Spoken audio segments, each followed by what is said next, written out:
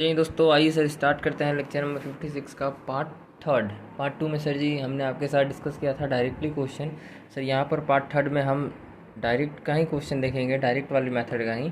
But यहाँ पर sir जी थोड़ा सा एडवांस लेवल, मतलब उससे थोड़ा टफ लेवल का क्वेश्चन है ये, और इसके लिए सर डायरेक्ट मेथड के लिए, ठीक है। तो डायरेक्ट मेथड के लिए थोड़ा सा टफ लेवल का क्वेश्चन सभी हम देखेंगे। सर टफ क्या है इसमें? टफ कुछ नहीं है, सिर्फ क्वेश्चन का प्रेजेंटेशन थोड़ा सा अलग है। इससे पहले वाले लेक्चर में आप देखे होंगे कि सर क्वेश्चन आपको सिंपली सब कुछ गिवन होगा, ठीक है। यहाँ पर थोड़ा सर जी आपको आइडेंटिफाई करने का ज़रूरत है, ठीक है। तो देखिए क्वेश्चन नंबर 8 जो कि एग्ज़ाम टिक क्वेश्चन है, और क्वेश्चन में स्पेशलिटी ये है कि sir ji purchase and sales के लिए हिंट दिया हुआ है, ठीक है। और आपको हिंट से ही ढूंढ करके आपको कैलकुलेशन वगैरह करना है, ठीक है सर। ओके, तो चलिए पढ़ते हैं question. Prepare cash flow statement of Measures MNT limited for the year ended 31 March 2011, ठीक है, with the help of following information. Cash flow prepare करना है एम.एन.टी मेजर्स का, ठीक है। Yes sir. तो देखिए नोट, यहाँ परचेज़ के लिए कुछ नहीं बोला गया है, ध्यान रखिएगा। ये जो पॉइंट नंबर 1 है सर, ठीक है, आप इसको पढ़िए पहले, तो ये नोट आपको उसके बाद समझ में आएगा। Company sold goods for cash only, ठीक है। कह रहा है कि कंपनी जो है वो गुड्स को सोल्ड करती है सिर्फ और सिर्फ कैश में, ठीक है। तो हिंट है कि कलेक्शन ऑन डेटर होगा सॉरी, हिंट ये है, सॉरी। देखिए ये क्या कह रहा है, सिर्फ और सिर्फ कंपनी सोल्ड करता है गुड्स सिर्फ और सिर्फ ओनली कैश में, ठीक है।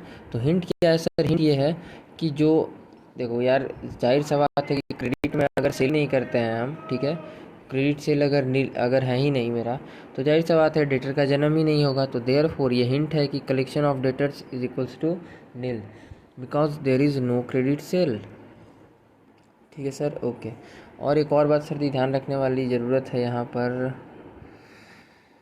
कि नोट, अब इसको पढ़िए। यहाँ पर परचेज़ के लिए कुछ नहीं कहा, मतलब सर यहाँ पर परचेज़ के लिए ऐसा कुछ नहीं बोला कि परचेज़ क्या, हम परचेज़ जो है परचेज़ पूरा का पूरा कैश में करते हैं या कुछ पार्ट क्रेडिट में करते हैं, कोई डिटेल्स नहीं है, ठीक है। तो आगे देखेंगे। Point number 2, gross profit ratio was 30% for the year, ठीक है। ग्रॉस प्रॉफिट रेशियो कितना है, क्या है सर? 30% फॉर द ईयर है, ठीक है। एंड ग्रॉस प्रॉफिट अमाउंट है 3,82,500, ठीक है। अब ये क्या है सर? ये हिंट है कि आपको सेल्स अमाउंट निकालने के लिए, ठीक है सर। Okay yes. अब तक सर जी हम क्या करते थे, आप देखे होंगे सर, जनरली हम सेल्स से ही जीपी निकालते हैं, ठीक है। यस सर, बट यहाँ पर जीपी गिवन है और जीपी का रेशियो वगैरह भी गिवन है 30%, ठीक है। तो जीपी का रेशियो ही आपके सामने, और यहाँ पर सर जी ग्रॉस प्रॉफिट भी है, तो हम देखेंगे जीपी का अमाउंट भी है, तो देखेंगे सर जी कि कैसे हम यहाँ पर सेल्स को निकालेंगे, ठीक है। यही सब 2-3 ट्रिकी बातें हैं और कुछ नहीं है। Opening inventory was lesser than closing inventory by ₹35,000, ठीक है। इसका कोई इम्पैक्ट नहीं पड़ता है किसी भी एक्टिविटीज़ में, इसका कोई इम्पैक्ट नहीं पड़ेगा, ठीक है सर। ओपनिंग स्टॉक कम है, ये कह रहा है कि सर जी जो ओपनिंग स्टॉक कम है, लेसर देन किससे कम है? क्लोजिंग स्टॉक से। कितने से? 35,000 से, ठीक है। बट हो सकता है, ध्यान दीजिएगा सर, वैसे तो इसका कोई असर नहीं पड़ता है, बट हो सकता है कि परचेज़ के लिए हिंट हो, ठीक है। मतलब ये हिंट है परचेज़ निकालने के लिए, क्योंकि आपको ये बात ध्यान रखना है कि परचेज़ के लिए अब तक आपको सर जी कुछ बोला नहीं गया है, ठीक है। फिर देखिए wages paid during the year, ये तो डायरेक्टली दे दिया ऑपरेटिंग एक्टिविटीज़, ठीक है। 4,92,000 का वेजेस, 92,500 का वेजेस पेड किए हैं, तो ये सर जी सिंपली क्या कह देंगे कि भाई साहब वेजेस पे किए, okay. Point number 5, office and selling expenses paid during the year 75,000, मतलब क्या सर? मतलब वहीं डायरेक्टली ऑपरेटिंग एक्टिविटीज़ में चल जाएगा। क्यों सर? क्योंकि office and selling expenses business से ही रिलेटेड ये काम है, ठीक है, day to day work, okay sir. फिर देखिए आगे पॉइंट नंबर 6 पढ़ते हैं। Dividend paid during the year 30,000 including dividend distribution tax, मतलब डिविडेंड पेड किए, ठीक है सर, 30,000 रुपये, जिसमें इंक्लूड है डिविडेंड डिस्ट्रीब्यूशन टैक्स भी, ठीक है।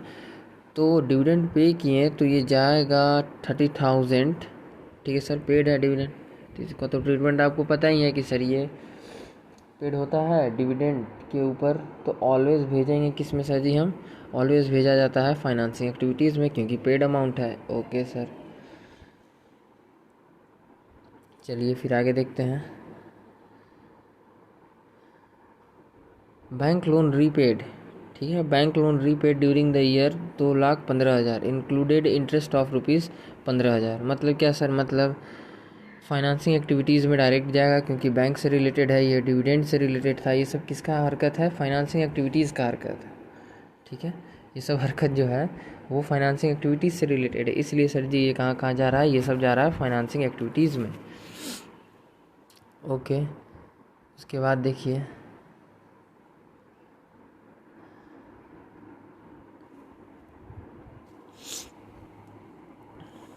डिविडेंड पे किए तो जाएगा 30,000, ठीक है sir. Okay, including dividend distribution tax, ये हो गया। फाइनेंसिंग एक्टिविटीज़ का हरकत था, फाइनेंसिंग एक्टिविटीज़ में भेज दिए। फिर अगला बैंक लोन, अभी हम देख रहे थे कि बैंक लोन को रीपे किए, ठीक है, इंटरेस्ट के साथ। तो ये बैंक लोन किससे रिलेटेड है सर जी, फाइनेंसिंग एक्टिविटीज़ से। तो फाइनेंसिंग एक्टिविटीज़ में टोटल अमाउंट लिखते हैं, ध्यान रखिएगा, टोटल अमाउंट लिखते हैं 2,15,000, ठीक है, जिसमें 2 लाख तो क्या बोलते हैं सर जी, डायरेक्ट मेन पेमेंट है, और 15,000 उसका इंटरेस्ट है, ठीक है सर। ओके, ट्रेड पेएबल आ गया, देखिए, जिसका मुझे था इंतजार। Trade payables on 31 March 2010 exceed the balance on 31 March 2011 by ₹25,000, ठीक है। मतलब क्या सर, ट्रेड पेएबल का ओपनिंग एंड क्लोजिंग के बारे में गिवन है, ठीक है। ये कह रहा है कि सर ओपनिंग बैलेंस ज़्यादा है, क्लोजिंग बैलेंस है, ठीक है, दैट इज, समझिए इस चीज़ को। ट्रेड पेएबल्स 30 ट्रेड पेएबल का जो बैलेंस है वो 31 मार्च 2010 का, वो एक्सीड द बैलेंस ऑन, ये कह रहा है सर कि ट्रेड पेएबल का जो बैलेंस था 31 मार्च 2010 को, वो ज़्यादा है किसके, किस बैलेंस से, उस बैलेंस से 31 मार्च 2011 का, और कितने अमाउंट से, तो 25,000 से ज़्यादा है, ठीक है। अब देखिए इधर में से कुछ पॉइंट साइड में, वो भी समझते हैं क्या है। देखिए ये जो चीज़ है ट्रेड रिसीवेबल्स, ये तो आप सॉरी ट्रेड पेएबल्स, ये तो आप जानते हैं कि यार ये परचेज से रिलेटेड होता है, ट्रेड से रिलेटेड पेएबल्स तो परचेज, ठीक है। अब देखिए, या तो सर जी कैश परचेज है या क्रेडिट परचेज है, ठीक है, ये चीज़ हो सकता है। यस सर, क्वेश्चन में अगर कुछ नहीं बोला, ओनली ट्रेड पेएबल गिवन है, ठीक है, तो इसको एज अ हिंट लें, और ये आपको हिंट है कि आपको सर जी ट्रेड पेएबल का भी अकाउंट बना करके ये चेक करना पड़ेगा कि सर परचेज कहीं कुछ परचेज, क्रेडिट परचेज तो नहीं हुआ, या कैश परचेज का, दोनों का क्या सिचुएशन है वो आपको देखना पड़ेगा, ठीक है। ओके सर, फिर आ जाइए आगे। Amount paid to trade payables during the year 4,60,000, ठीक है, ऑपरेटिंग एक्टिविटीज़ है, स्ट्रेट फॉरवर्ड है ये तो sir. Okay, tax paid during the year for year amount to ₹65,000 directly operating activities में चल जाएगा, ठीक है sir. Provision for tax as on 31/3/2011, इतना ये प्रोविज़न था। तो सर ये डायरेक्ट मेथड में तो आपको पता ही है कि कैश आइटम है, तो इस कहीं जाएगा ही नहीं, इसका कोई यूज़ ही नहीं है, ठीक है सर। तो डायरेक्ट मेथड में इसको यूज़ ना करें। ओके सर, इसका यूज़ होता है, बट आप देखेंगे इसका यूज़ इनडायरेक्ट मेथड में, ठीक है, अच्छा खासा यूज़ है, बट यहाँ पर नहीं है, यहाँ पर कुछ नहीं है, सीधे नो कैश क्योंकि ये क्या नो कैश आइटम है, तो नॉट अलाउड, ठीक है, तो नहीं जाएगा। कैश आइटम नहीं है तो नहीं जाएगा, ठीक है। फिर अगला देखते हैं sir, investment of ₹7 lakh sold during the year at a profit of इतना। मतलब सर, मतलब ये क्या है, ये तो है इन्वेस्टमेंट, तो ये मतलब हो गया कि सर जी इन्वेस्टिंग एक्टिविटीज़ है। सर 7,20,000 क्यों लिखे हैं, क्योंकि ऑलवेज सेल वैल्यू ही जाता है, दैट इज़ 7 लाख और 20,000 दोनों को जोड़ने के बाद ही वैल्यू को हम लिखते हैं। ओके सर, फिर आ जाइए अगले पॉइंट पर। Point number 12, depreciation on fixed assets amount to ₹85,000। ठीक है, डेप्रिसिएशन ऑन फिक्स्ड असेट क्या है सर? ये कह रहा है कि डेप्रिसिएशन लगा है 85,000 का। तो डायरेक्ट मेथड में क्या होता है सर? ये क्योंकि ये नॉन कैश आइटम है तो इसका कोई काम ही नहीं है, तो देयरफॉर नील। ठीक है, ओके सर, मतलब इसको यूज़ नहीं करेंगे। Plant and machinery purchase on 15 November 2010 for 2,50,000। ठीक है, अब देखिए प्लांट एंड मशीनरी खरीदें मतलब इन्वेस्टमेंट किए, दैट इज इन्वेस्टिंग एक्टिविटी से रिलेटेड है, सीधे वहाँ चल जाएगा, स्ट्रेट फॉरवर्ड है। और ये सर जी गिवन है simply cash and cash equivalent का open balance and cash and cash equivalent का क्लोजिंग बैलेंस। ठीक है, तो आइए, जो कि आपको तो पता ही है, क्रॉस चेक करने में यूज़फुल होता है। तो देखते हैं आंसर। यहाँ देखिए, इसके लिए सर जी कुछ वर्किंग बना लिए। कैश सेल्स निकालने के लिए क्या किए हैं? GP divided by GP ratio. ठीक है, GP divided by GP ratio. GP का अमाउंट को सर जी देखिए, जीपी का अमाउंट को ऊपर पुट कर दिए और जीपी रेशियो जो कि था 30। ठीक है, तो 30 और परसेंटेज की जगह क्या किए सर जी? 100 लिखे। ठीक है, तो देखिए जैसे ही आप कैलकुलेट करेंगे सर, कैसे कैलकुलेट करेंगे? 3,82,500 इंटू 100 डिवाइडेड बाई 30। ठीक है, जैसे ही आप करेंगे सर जी, आपका आंसर आ जाएगा आपकी कैलकुलेटर स्क्रीन पर 12,75,000। ठीक है, ये फॉर्मूला है। आप इसको कॉन्सेप्ट से भी समझ सकते हो कि यार कैश सेल्स एक तरफ, cash sales is equals to GP और डिवाइडेड बाई, देखो क्योंकि इसका हमको रेशियो नहीं पता तो ऊपर में कैश सेल लिख दिए इज इक्वल्स टू जीपी लिख दिए। ठीक है, और नीचे में जीपी का रेशियो लिख दिए और यहाँ पर हमको चाहिए सेल्स रेशियो। ठीक है, दैट इज सेल्स अमाउंट। तो इसी वजह से एंट्री ऐसा, इसलिए आपको ऐसा दिख रहा है। ठीक है, नहीं ये चीज़ को छोड़ दो, वैसे भी आप सिंपली समझ सकते हो यार कि कैश सेल्स है तो ऊपर में जीपी का अमाउंट डाल दिए, नीचे में सर जी परसेंटेज डाल दिए। मैथमेटिक्स है। ठीक है, दिस इज़ मैथमेटिक्स कॉन्सेप्ट। इसमें यार कुछ वैसा लॉजिक नहीं यार कि आप कुछ कर सकें, आपको समझना पड़ेगा। ठीक है, ओके सर। नोट, क्वेश्चन में परचेज के लिए कोई भी डिटेल्स नहीं था तो ऐसे चेक किए। कैसे चेक किए सर? वर्किंग नोट 2 बनाए। ठीक है, वर्किंग नोट 2 परचेज अमाउंट। ठीक है, working note 2 and working note 3 ये बताता है कि अलग से कोई भी कैश परचेज का पेमेंट नहीं किए हैं। इफ़ होता तो वर्किंग बता देता, since there is no cash purchase. ठीक है, कैसे पता किए सर? कैसे बनाए सर? आइए देखते हैं सर। तो देखिए, ट्रेडिंग अकाउंट इधर रखें। ओके सर, ओपनिंग नील माने और ओपनिंग से 35,000 ज़्यादा था क्लोजिंग, तो डायरेक्टली क्लोजिंग अमाउंट को लिख दिए सर। ठीक है, इसमें तो कोई प्रॉब्लम नहीं। नो सर, सेल वैल्यू निकाल चुके हैं। ठीक है, टोटल सेल है वो लिख दिए। ओके सर, जीपी हमको पता ही है कि इतना होगा। Okay sir, office and selling expenses यहाँ नहीं आएगा, ध्यान रखिएगा, इसके भी रिलेटेड नोट है, फिलहाल इसको भी इग्नोर कीजिए, पढ़ेंगे हम आगे। फिर देखिए, तो यहाँ पर सर जी क्या आ जाएगा? बैलेंसिंग फिगर कर देंगे तो सर जी बैलेंसिंग फिगर करने से टोटल परचेज अमाउंट निकल जाएगा। ठीक है, तो सर जी इधर आ रहा है 13,10,000, इधर भी नियम के अकॉर्डिंग उतना ही आना चाहिए। तो जब आप कर देंगे सर तो आपको दिख जाएगा कि 4,35,000 बैलेंसिंग फिगर बच रहा है। ठीक है, अब देखिए नोट नंबर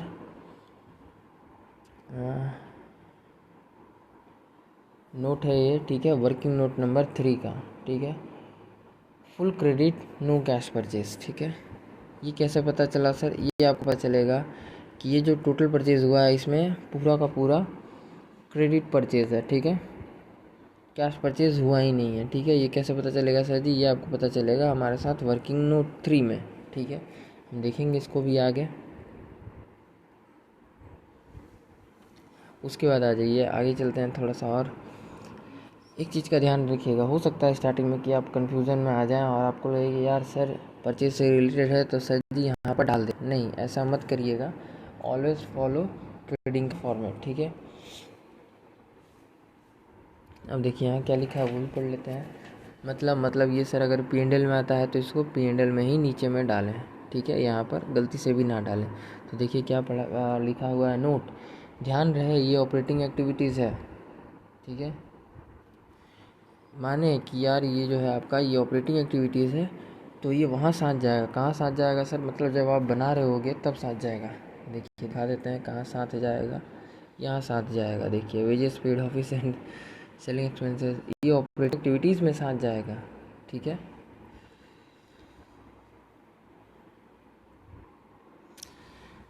ट्रेडिंग में भी ना भेजें, ठीक है, बट ट्रेडिंग में साथ नहीं जाएगा।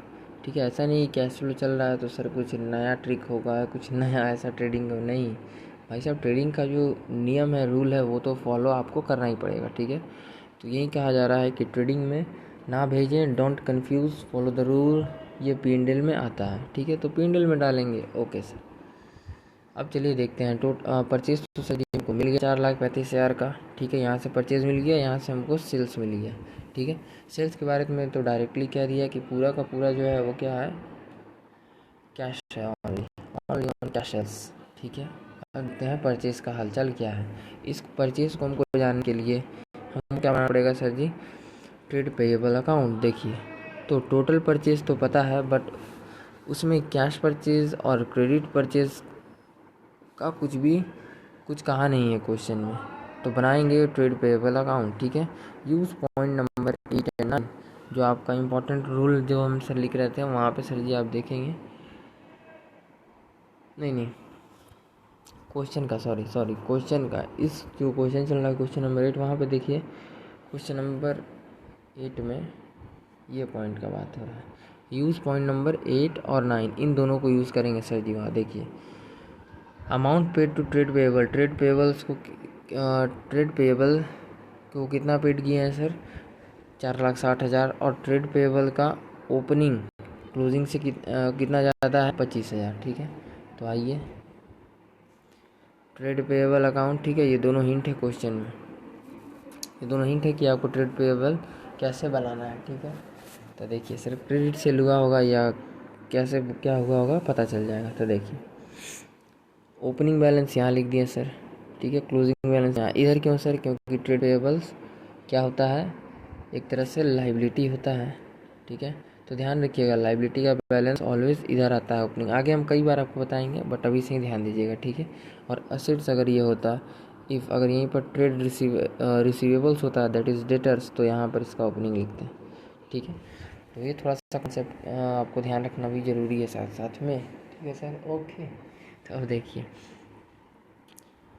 ओपनिंग ज़्यादा है। ठीक है, ओपनिंग ज़्यादा है क्लोजिंग से, तो डायरेक्टली डिफरेंस लिख दिए। ठीक है, डायरेक्टली डिफरेंस लिख दिए सर जी, 25,000 का, ये हो गया। इसके बाद आइए अगला देखते हैं, क्रेडिट परचेज। ये तो बैलेंसिंग फिगर आएगा। ठीक है, इधर देखिए क्लोजिंग बैलेंस नहीं, क्योंकि सर क्या कहा था, क्वेश्चन कहा था भाई ओपनिंग बैलेंस जो है वो सिर्फ 25,000 ज़्यादा है और क्लोजिंग बैलेंस नील है, तो इसको डायरेक्टली लिख दिए, इसमें कोई problem no sir. Point number 8 हो गया। पॉइंट नंबर 9 कह रहा है कि ट्रेड पेएबल को पेड किए हैं 4,60,000, तो amount paid to trade payable इधर आता है, क्योंकि कोई भी चीज़ आप भी ध्यान रखिएगा कि सर आप कुछ भी जब पेड करते हो तो वो अमाउंट इधर ही आता है। ठीक है, अगर आपका टैक्स पेड हो, आगे चल के देखेंगे कि टैक्स पेड हो, कुछ भी चीज़ दे रहे हो तो वो चीज़ का एंट्री यहाँ होता है, डेबिट से।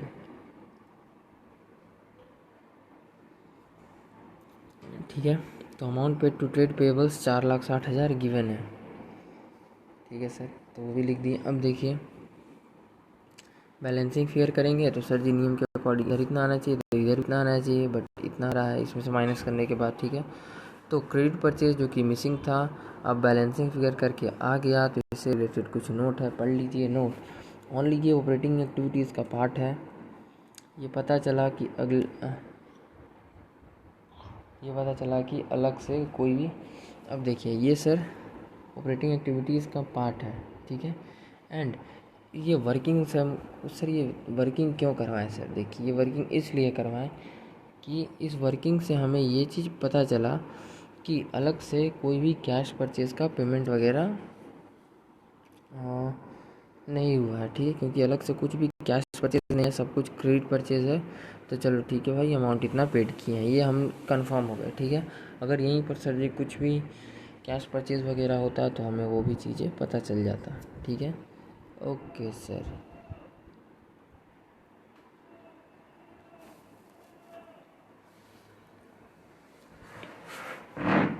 आगे चल के आप देखेंगे कि सर क्या होता है, कैसे होता है।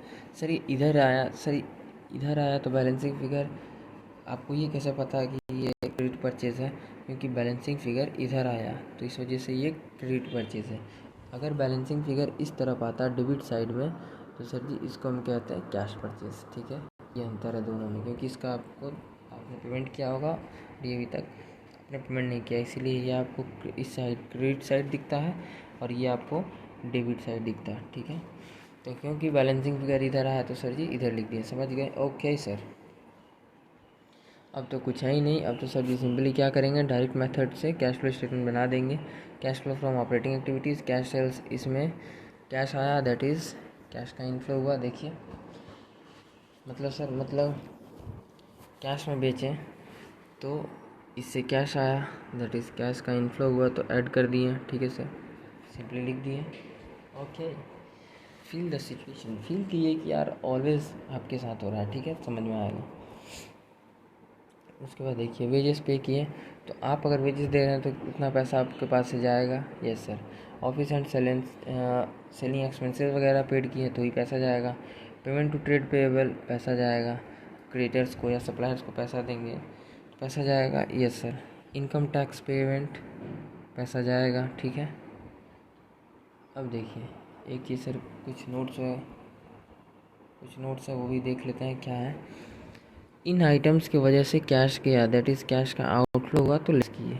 ठीक है, ऑपरेटिंग एक्टिविटी से रिलेटेड सब कुछ देख ली sir, sales, wages, office, trade से रिलेटेड पेमेंट। ठीक है, सब कुछ सर जी ऑपरेटिंग एक्टिविटी से ही रिलेटेड है। इनकम टैक्स पेमेंट आपको पता ही है कि स्पेशली क्वेश्चन पूछना बोले तो यहाँ पर हम मानते हैं कि ऑपरेटिंग एक्टिविटीज़ के लिए दिए होंगे, बिजनेस का मेन ऑपरेटिंग एक्टिविटीज़ के लिए हमने ये पेड किया होगा। तो देखिए अब जब आप इसको सर जी कैलकुलेट कर देंगे, ठीक है, तो 1,82,500 that is balancing figure positive आया। ठीक है सर, आप देखेंगे कि 12,75,000 में से आप जब ये सबको माइनस कर देंगे तो सर जी इतना बैलेंसिंग फिगर आपके कैलकुलेटर स्क्रीन पर दिख रहा होगा। ठीक है, तो देयरफॉर क्योंकि बैलेंस पॉजिटिव आया तो net cash inflow from operating activities मानते हैं। ठीक है, दैट इज़ क्या मान रहा है सर, इनफ्लो हुआ। ठीक है, 1,82,500 का ध्यान दीजिएगा। अगर इंस्टीट्यूट यहाँ पर सर जी इनफ्लो की जगह अगर जनरेटेड लिखे कोई बात नहीं। ठीक है, आउटफ्लो की जगह यूज्ड वर्ड होता है। ठीक है, सब वर्ड है सिर्फ यूज़ होता है, तो वो आप आगे देखेंगे, ऑलरेडी देखेंगे। ठीक है, एक चीज़ कीजिएगा कि यहाँ पर सर जी ये जो आप अलग से एरो है इस चीज़ को एरो को काट दीजिए। ठीक है, क्योंकि इस एरो का यहाँ पर काम नहीं है, वो माइनस का सिंबल हो जाएगा। ठीक है, तो फिर डाउट आ सकता है, इसी वजह से इसको काट ही दीजिए। ओके सर, तो देखिए बाहर में लिख दिए। ओके, फिर cash flow from investing activities. ठीक है, that is sale of investment, पैसा आया इसलिए प्लस है। ठीक है, दैट इज 7 लाख प्लस 20,000, एक ही साथ लिखेंगे। ठीक है, एक ही साथ लिखें, 7,20,000 लिख दिए। ओके सर, माइनस परचेज,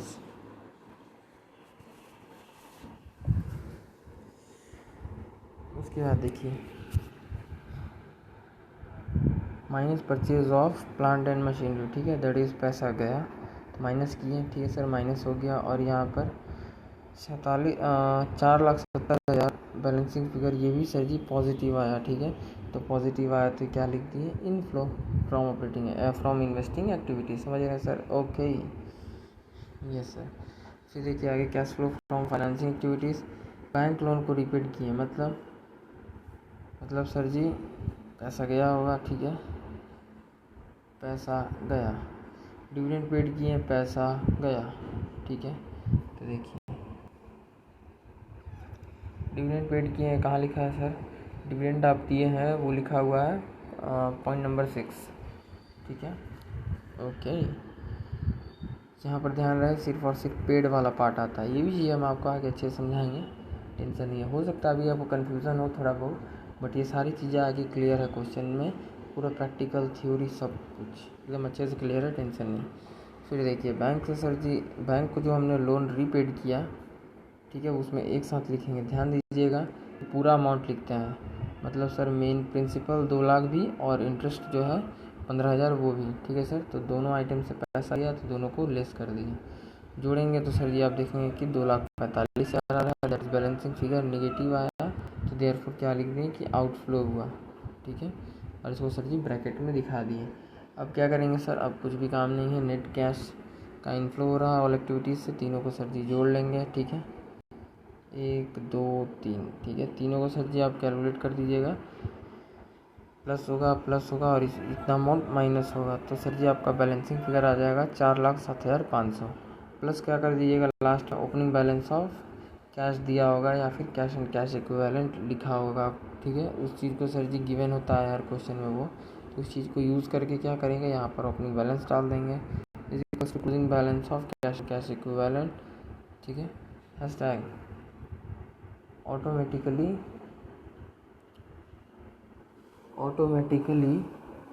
आ जाएगा, ठीक है। आप चाहें तो सर जी क्रॉस चेक कर सकते हैं। 6,07,500 क्वेश्चन में गिवन है, चेक कर लीजिए। क्वेश्चन में कहाँ गिवन है सर, एक बार दिखा देते हैं, देख लीजिए। अरे यार, क्वेश्चन में कहाँ गिवन है, ये रहा ओपनिंग है 2,00,000 और ये रहा क्लोजिंग है, ठीक है। यही चीज़ सर जी, ओपनिंग को यूज़ करके आपका क्लोजिंग बैलेंस आना चाहिए ऑटोमेटिकली, ठीक है। और आप यहाँ से क्वेश्चन में से आप एक बार मैच कर सकते हैं, ठीक है। तो ये था सर जी क्वेश्चन नंबर 8, ठीक है। तो सर एक बार सर जी थोड़ा सा ब्रेक लेते हैं, उसके बाद इस पार्ट को आगे हम कंटिन्यू करेंगे, ठीक है। तो मिलते हैं अगले वीडियो में, तब तक के लिए जय हिंद, जय भारत।